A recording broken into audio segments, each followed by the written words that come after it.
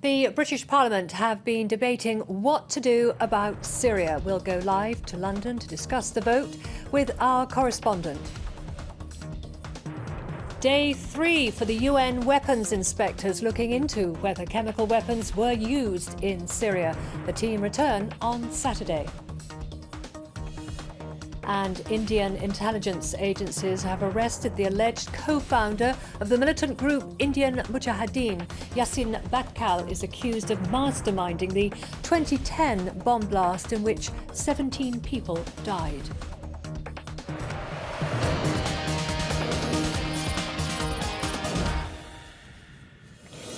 The British Parliament are debating what to do about Syria. Britain's Joint Intelligence Committee has concluded that it is highly likely that the Assad regime was behind the August the 21st attack, while Cameron admitted it was impossible to have 100% certainty.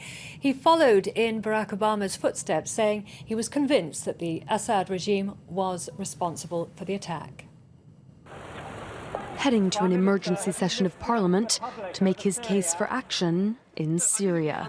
The question before the House today is how to respond to one of the most abhorrent uses of chemical weapons in a century, slaughtering innocent men, women and children in Syria. A day after the UK presented a resolution to the UN Security Council, Cameron said he would like international approval, but that there was a legitimate and legal case for striking Syria, even in the case of UN deadlock. Opposition leaders urged caution, though, saying they were not necessarily opposed to military action, but wanted to see compelling proof. We must let the UN weapons inspectors do their work and let them report to the Security Council. Evidence should precede decision, not decision precede evidence.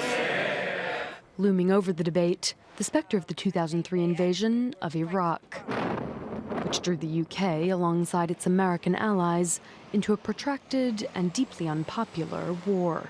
The well of public opinion was well and truly poisoned by the Iraq episode, and we need to understand the public scepticism. But the Prime Minister argued the situation in Syria is fundamentally different. He cited more evidence of chemical weapons use, as well as more consensus on the international stage, in Europe as well as from the Arab League. Concern about Iraq syndrome may, however, be his biggest challenge, as he seeks to convince fellow lawmakers and the British public that intervention is needed.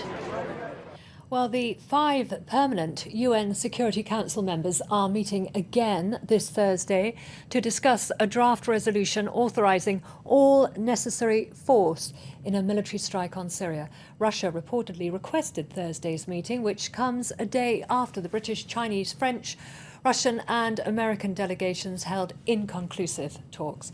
Well, for more on this, we can now cross to our UN correspondent, Nick Harper, who is in New York for us. Nick, what's the latest you have on the meeting going on there? Well, yes, another day, another closed-door meeting. The permanent 5 again met for the second day running in a sideline meeting.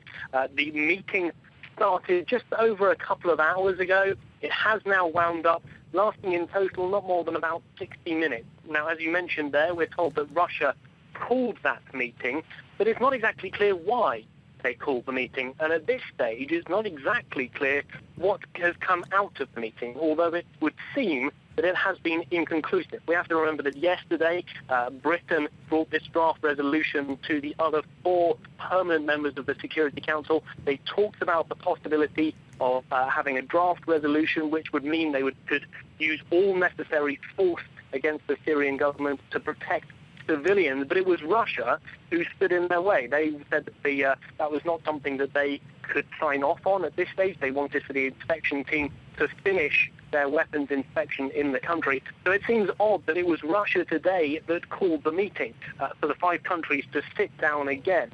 So we're waiting for some sort of official readout, and we're hoping that that might come later on this afternoon in New York. OK, but it seems then you think that it could be another inconclusive meeting. Let's talk about the weapons inspectors. They return on Saturday. What happens next? Well, that's right. We're still trying to find out the exact timeline for the United Nations in relation to what news chemical weapons inspectors will bring back. We know that they'll fly out of the country on Saturday, and the idea is, at this stage, to try and meet with Ban Ki-moon, the Secretary General, as soon as possible. So there's a possibility that they will fly here to New York to brief him, to meet with him as soon as possible and talk about what they found.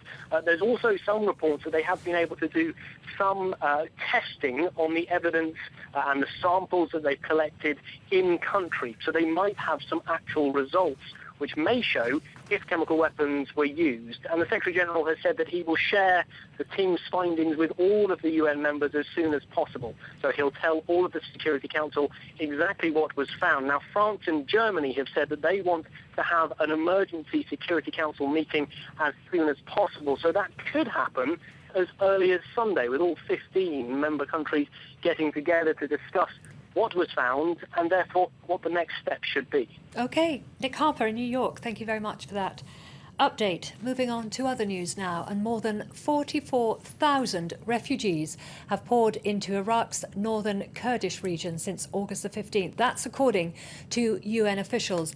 Aid workers there have described the surge as one of the biggest waves of refugees since the start of the rebellion against Bashar Assad in 2011. The sudden exodus of Syrians amid the summer heat has created desperate conditions for the refugees.